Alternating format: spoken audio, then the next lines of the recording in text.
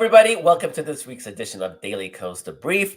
It's our weekly show about politics. I'm Marcos Malitzis. I'm here with Carrie Eleveld, and today we are going to be talking about the Iowa Republican caucuses. Last week, we didn't think there was going to be a lot of surprises. And Carrie, I actually think there was more drama and more to talk about than I expected last week. Look at that hot take. Yeah, look at that. So just to remind everybody, last week we had decided Trump was going to win fairly easily. Maybe there was going to be a bit of a battle for second place, but the storyline was sort of set. And I think we were, Carrie, remind me, and I may be misremembering, but I think we were looking ahead more towards New Hampshire, which looks more competitive, and into South Carolina to see if Nikki Haley was going to make a run for it. We just thought Ron DeSantis was dead in the water. And I think things are a little more complicated coming out of Iowa. So just to set the stage, the Iowa caucuses yesterday, 14% of Republicans, I think, turned out. The caucuses are not very representative. It was low, but they had like blizzards. Like it was blizzard stuff. Yeah, it was pretty bad. Stuff. It was bad. So about 14% of Republicans turned out. And in a typical caucus, I think it's about 30%. So it's not a very representative mechanism. And Donald Trump got 51% of the vote. Ron DeSantis got, 21%? And Nikki Haley got 19%. Vivek trailed with 7%. And some guy from Texas nobody ever heard of got a couple hundred votes. It was pretty funny.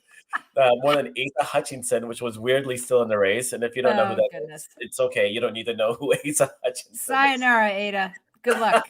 And so the big takeaway was in the media, the headlines were Donald Trump wins in a landslide because it was 51. He won by 30 points over Ron DeSantis. And dominates. The dominator.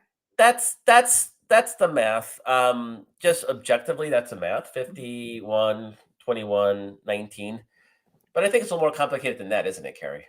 I absolutely think so. I mean, look, there's a lot of ways. There's a lot of different ways that you can slice this. I mean, first of all, some people were saying, well, gee, when it's normally a 30% turnout at a caucus, at an Iowa caucus, and this was 14%, what does that say about enthusiasm, right? But it's hard to know because it wasn't just cold. It was truly really bad weather. So it's hard to know for sure. But caucus goers are also elderly, which makes it even more treacherous for them to go out in that kind of conditions. Right. So, but Trump winning with 51% to me really signals a weakness for a candidate who's a virtual incumbent, right? It's not like people don't know him. It's not like some people are like, I didn't get a chance to see that Trump guy. I wonder what he's like. I mean, that's not what happened. Right. They had a real campaign there. He did not do like the full Grassley where you go to all 99 counties or whatever it is. He instead he did large scale events where they took names for people who could be potential precinct captains. It was very organized in that sense. So he had a little bit of a different approach, but he was definitely there. Not in the same way that sort of Ron DeSantis was, hitting all the precincts or whatever it is you're supposed to do. I can't remember. I think it's 99. You're supposed to go to every county. I think that's the idea. So, but for him to only pull 51% as an incumbent who is known by everyone, that means that like roughly half of Iowa Republican caucus goers chose someone else, right? And that is, to me, meaningful. It's meaningful that he's running as a incumbent, as the virtual, like the presumptive nominee, and 49% of GOP caucus voters vote against you. So that was kind of my top line takeaway from that. I'm sure, Marcos, you guys have other things to say. I want to let you jump in too. So, I mean, absolutely. When you can't win half of your own cult, I mean, the Republican Party has been taken over by the MAGA cult, and when you can't win half of your own cultists, there's something fundamentally wrong with your campaign. And I suspect we're going to see more and more of this sort of emerge in the coming weeks. Now, to me, the best way to sort of illustrate this is just to think what would happen if Joe Biden had gotten 50% of a primary vote anywhere. I remember earlier on when RFK Jr. first joined the Democratic race. He's since dropped out. He's an independent. But there was a bunch of polling that came out, and there was a little bit of an RFK Jr. boomlet, and the polling was about it was 70% Biden and 12% RFK, and the media pundits were like, "Ooh, Joe Biden's in trouble because it's a divided party." It was like in the 70s. I mean, it was kind of a joke, and we laughed it off because it was stupid at the time. Could you imagine Joe Biden polling at 50% in any poll, getting that kind of numbers in any primary at this point? That's what this means. If you don't have that kind of support in a primary, that's a warning sign. LBJ, he dropped out after a showing that wasn't as bad as this one. We saw Jimmy Carter struggle to get. He won decisively primaries against Ted Kennedy back in 1980. It was still a precursor to there are problems with the campaign. So generally speaking, if you're an incumbent and you're not coming in at 80-90%, there's always a fringe. Exactly. Yeah. Fringe is the fringe. But if you're not getting 80-90%, you're in trouble. Yeah, and here was another comparison that I saw made by Dan Pfeiffer, who's former White House communications director for Obama. But he said, look, in 2020, Trump won 92% of Republican voters. So, and Joe Biden won 94% of Democratic voters. But the point is like, if you win 92% of your voters in 2020, but then go to Iowa and only win 50% of them, then that's like an erosion. I mean, I will say, I mean, narratives matter, and this media narrative that he won in a landslide, that he, which is like, a 30-point win is a landslide, but is it dominant? No. Okay. It's not dominant. And so, I just think that the media is really overplaying this in a way that is incongruous with what a weak showing it is for a guy who's supposed to just be sewing it all up without any trouble whatsoever. And we can say more, the other thing is to remember is that the Iowa poll came out, right? And it had some numbers in it that were pretty interesting. First of all, let's just say, so Nikki Haley and Ron DeSantis. Sorry. I think I know where you're going with that. And if we could hold that thought, I just want to stick with Trump a little bit longer, and then we'll sort of shift into the Haley and those poll numbers, because that's really critical stuff. We got to remember it was a very the Republican field. Trump's opponents are not exactly the Republican A team. So we're not even talking. He's up against stiff competition. So he won. Technically he won in a landslide by 30 points, but I don't think that's the equation. I don't think that's the math. I think it was Trump versus not Trump, and in that case, it was a very, very close race. Now, in the interest of just an outside opinion, Dave Weigel, who he was at the Washington Post for a while, and I don't know where he's at these days. Now at Semaphore, I think. Semaphore, yeah. Anyway, he tweeted this, and it's an interesting thought. So he writes, quote, "My problem with the yes, but 49% of Iowans wanted a Trump alternative take is that the alternatives are aligned with Trump. Look at it this way. MAGA, Trump, 51%. Reformed MAGA, DeSantis, 21%. Orthodox MAGA, Vivek, 8%. Republican Classic, which would be Nikki Haley, 19%. So to that, it's actually Republican Classic, as in he's painting Haley there, just for our listeners, as sort of an establishment type Republican, which is I think a fair assessment of what she's run as. So So I think he's right that most of the Republican Party now is MAGA. Absolutely, for sure. But again, Trump didn't nail down his own cult. I mean, yeah, that to me is absolutely bizarre because none of these names, with minor exceptions here and there, really went after Donald Trump. They had their little debates without Trump and they went after each other. But really, Trump, without really being attacked or targeted directly, I didn't see any major ad campaigns that were from Republicans targeting Trump. And yet he was only get 50%. So it's an interesting thought. I'm not quite sure, but I do that Republican classic at 19%. Nikki Haley, I think this leads into what you were going to say, right? well, right, yeah. So I mean, there's a few things that I have a lot to say. I got a lot to say, but if you want to just keep it to the caucuses, sure. So so anyway, yeah, no, okay. Look, this 20% or 19%, I've been rounding up to 20 because whatever, it's easier to say. But but Haley's 19%, I think, is very meaningful, right? These are people who who are definitely anti-Trump, and some section of them are probably pro-democracy as well. And so I think it's really important that this be no.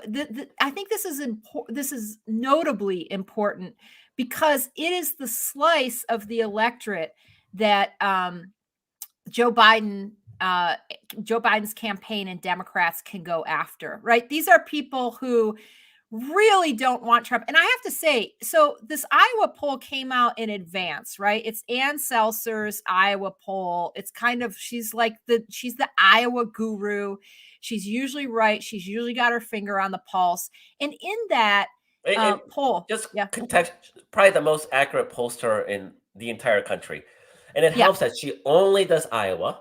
So she yep, knows the state inside out. And Iowa is like mostly white old people, so it's easier to poll. But her expertise and her ability to really nail Iowa is right, unprecedented by any other pollster in any other state. So right.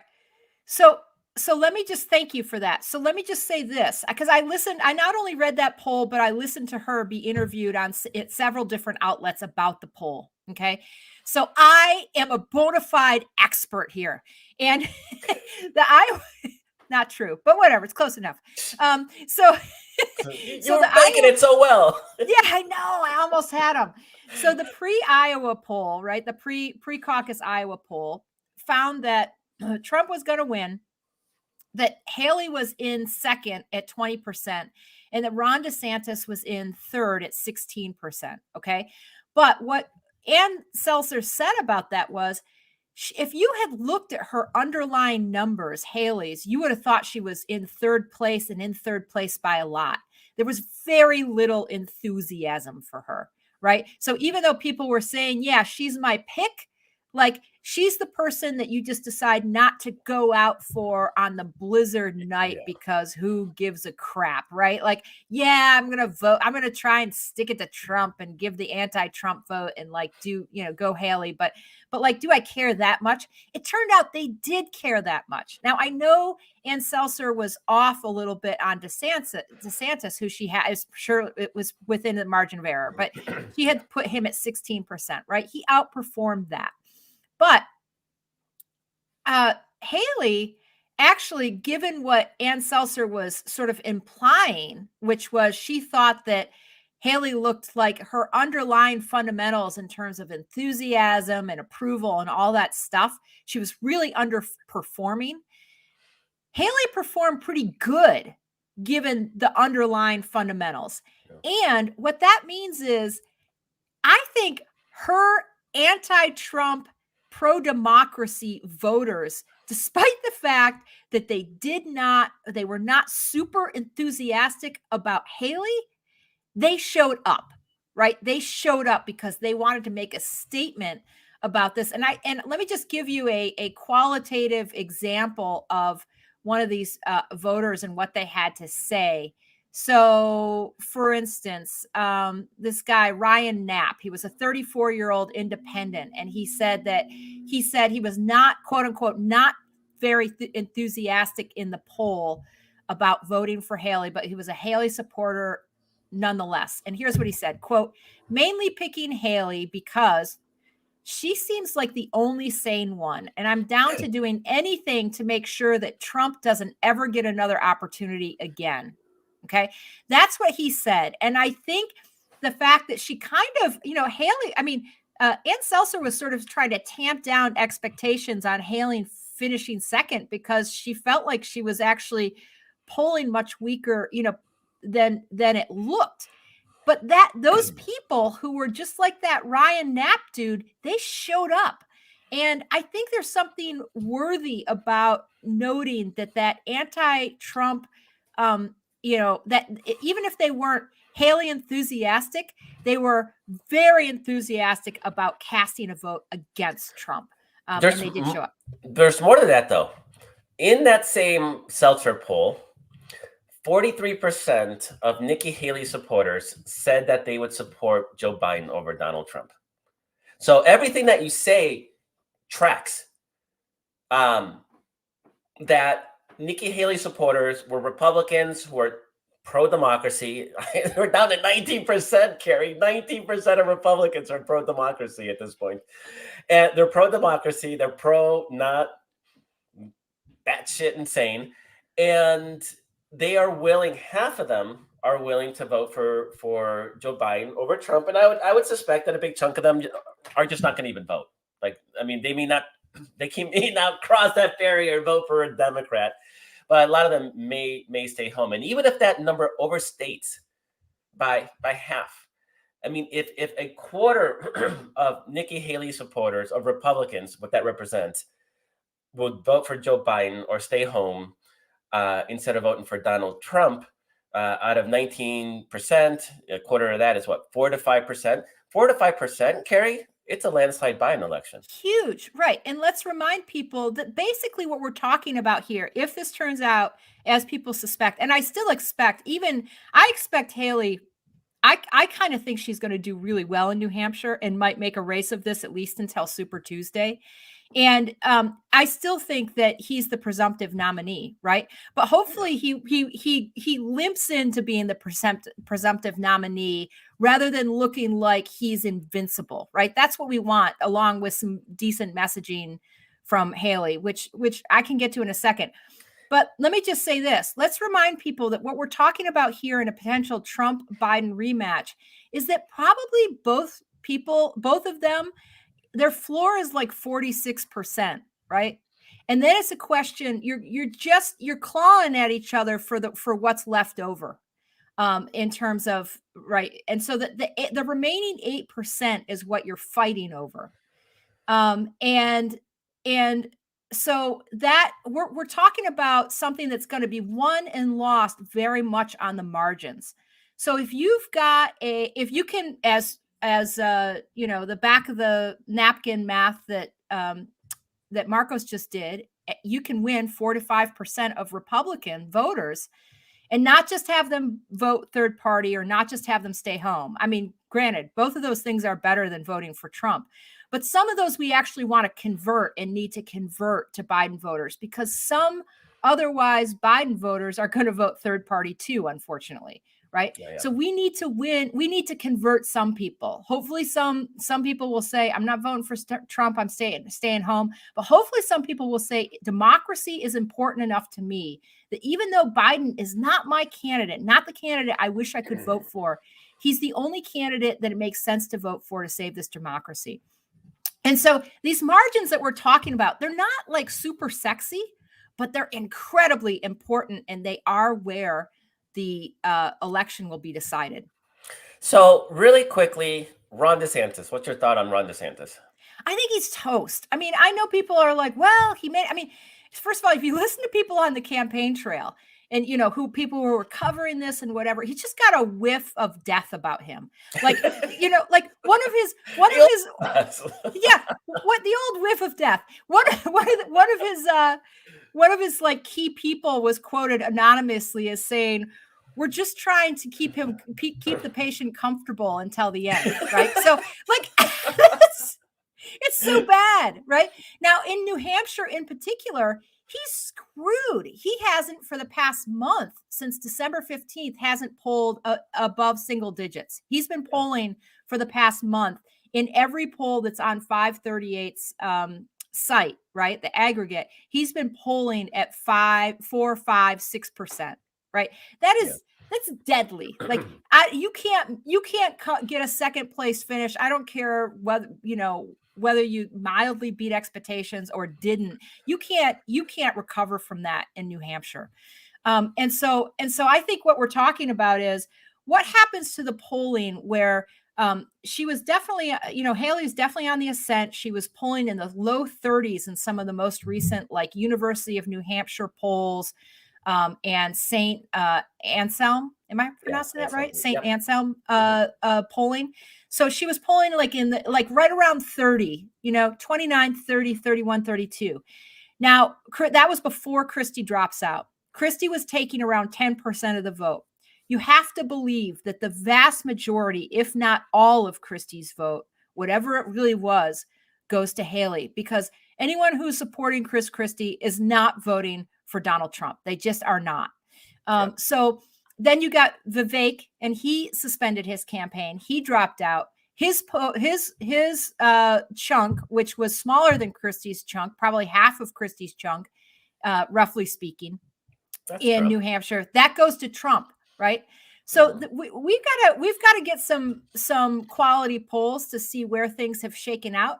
But basically, I just want to say, Haley's kind of in spitting distance, and New Hampshire likes to be the anti-Iowa. Now, that is true when there's not an incumbent running.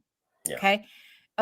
In this situation, it's hard for us to know. It's pretty ahistoric. We've basically got an incumbent running in Trump. And so, it's hard to know, but New Hampshire has a chance here to weigh in and do something really notable. And those voters like to do it. They, their whole thing is Iowa picks corn and we pick presidents, right? So that's their saying, right? So if there's enough Granite State voters who don't, want to see, Donald Trump just walk away with this, they could disrupt by either putting Haley super close to him in second or even having an upset there. So the big question in New Hampshire, actually, before we get to New Hampshire, I just want to mention that Vivek, who just dropped out, he ran the most woke bashing campaign of all of them. His whole thing was based on the dangers of wokeness. His final tweet before the caucuses were about, bashing on transgender people, saying there's only two genders and they're assigned at birth.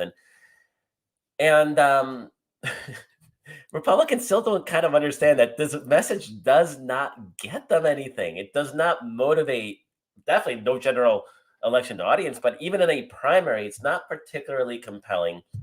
And I'm not sure, I hope they get the message eventually, because it's disgusting and ugly and hurtful. But it's always nice to see that when that message falls flat on its face. I just want to take a moment and savor that. Yeah, totally. But New Hampshire is historically the Republicans in New Hampshire have been the libertarian type. That's sort of been their, live free or die mentality, and that's been their motto and their ethos and their vibe. And so I don't quite know where Trump has infiltrated, because Trump, obviously, in the DeSantis approach to republicanism is totally different. It's government controls everything. It's an authoritarian form of ideology, which theoretically should repel New Hampshire libertarians. Now, I don't know, because Trump has corrupted the party in so many different ways in so many different places that maybe that's a thing of the past. But I will say that John Sununu, who is the governor, the Republican governor of New Hampshire, is not a MAGA Republican. In fact, he's pretty, obviously the scale has shifted because of Donald Trump, but he is moderate-ish in that scale. He's not a mouth breather. He's not a firebrand. In fact, I think he's feuded with Trump in the past. So I am really, really curious if New Hampshire still is that old New Hampshire, which the old New Hampshire never would have elected Donald Trump or given him a majority. Because I think you're right. This is down to a two-person race already.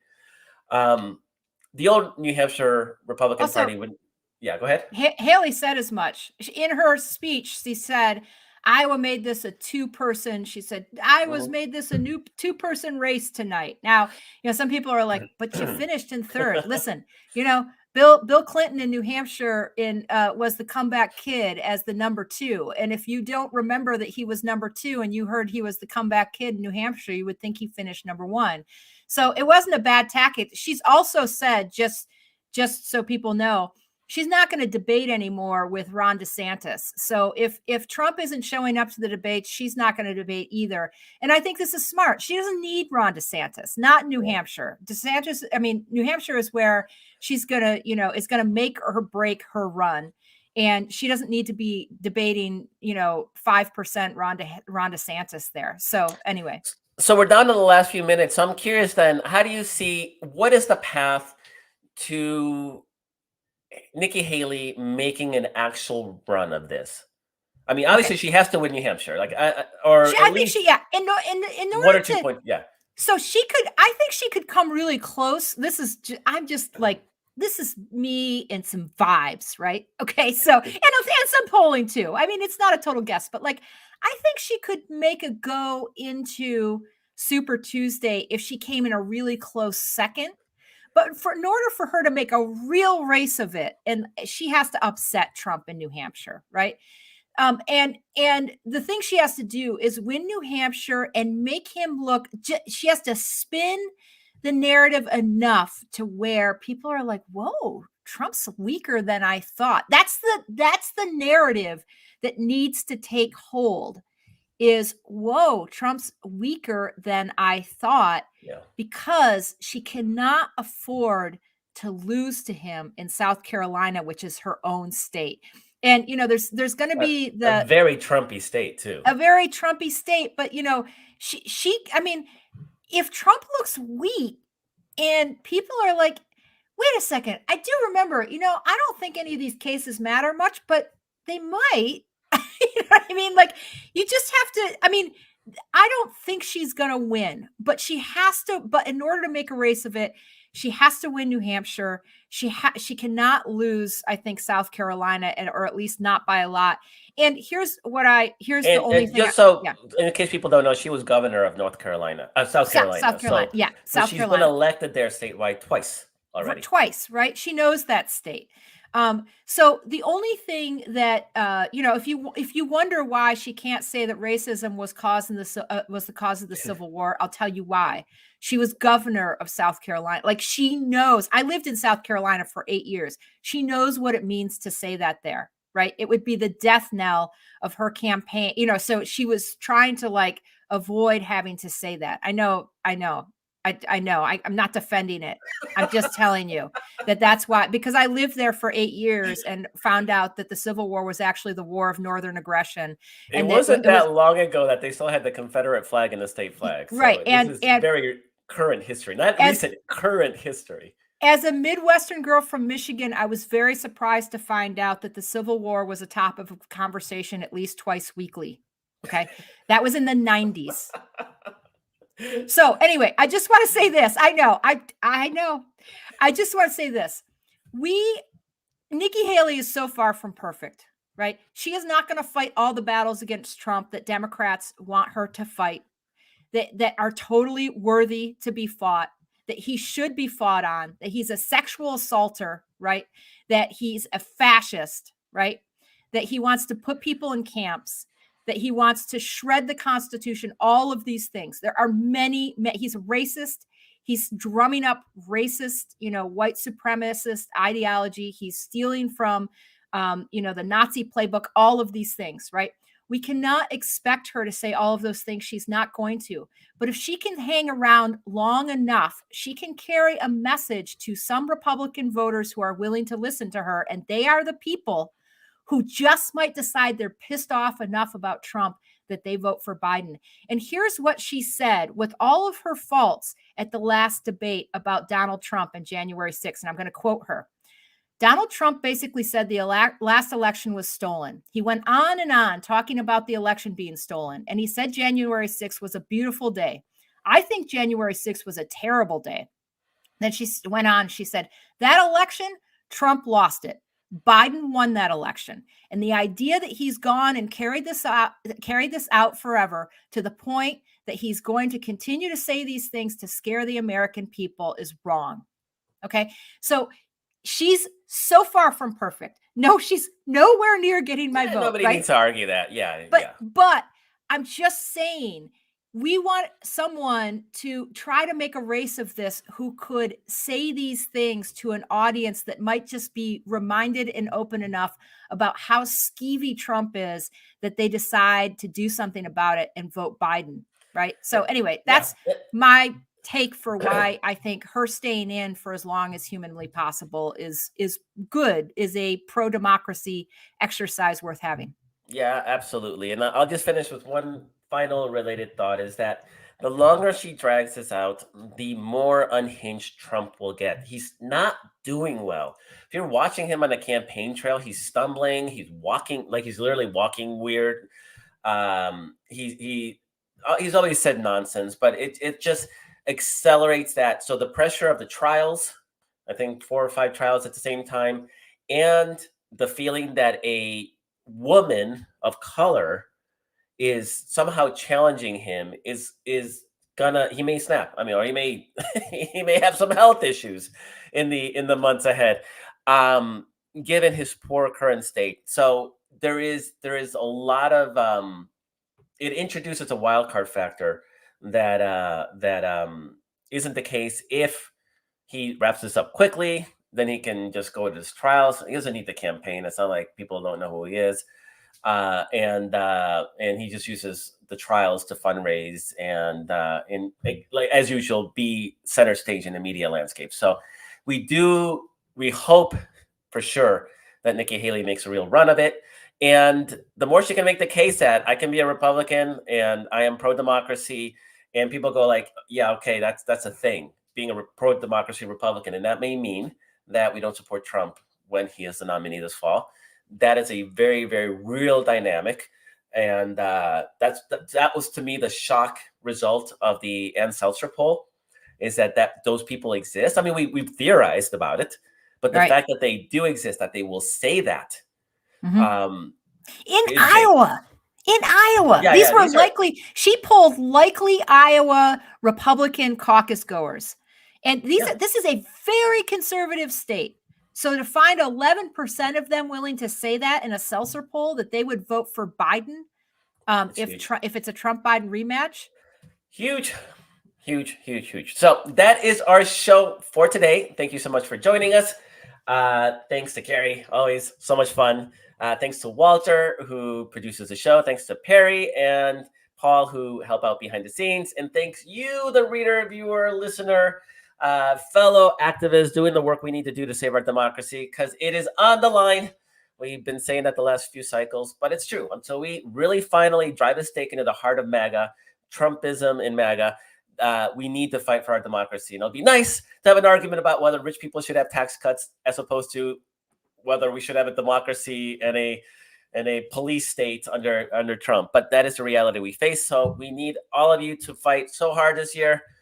Leave nothing on the table. I know it's January. We got 10 months of this still, but we need all of you in this fight for our democracy. So thank you so much for joining us and being part of that movement. And we'll catch you next week.